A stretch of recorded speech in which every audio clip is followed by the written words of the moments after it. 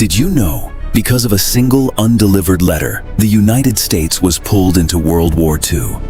In 1941, the world stood on the edge of war. Tension was rising across the Pacific. The United States had been secretly monitoring Japanese diplomatic messages. One day, one of those encrypted messages was decoded. It did not openly mention an attack, but its tone was alarming, as if something was being prepared. This message reached certain military circles. A U.S. Navy officer took it seriously and understood that time was critical. If the warning was true, one of the possible targets could be Hawaii, especially Pearl Harbor. He quickly sat down and drafted a memorandum.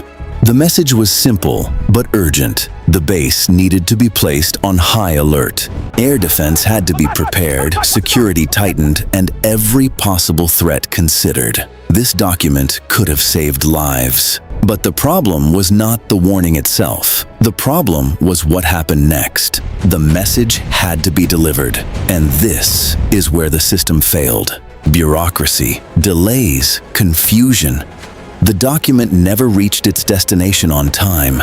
Someone saw it too late. Someone did not treat it as urgent. Someone ignored it completely. The warning was lost along the way. December 7th, 1941. Morning. Pearl Harbor was calm. The sea was quiet. Soldiers were going about their routine. No one seemed to notice the danger approaching. Then the sky changed. Japanese warplanes suddenly appeared. The first explosions followed, then another, and another.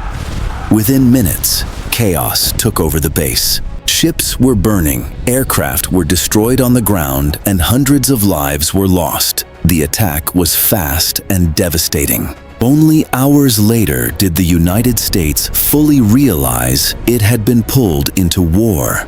The attack on Pearl Harbor brought the nation into World War II and changed the balance of power across the world. Later, a question emerged.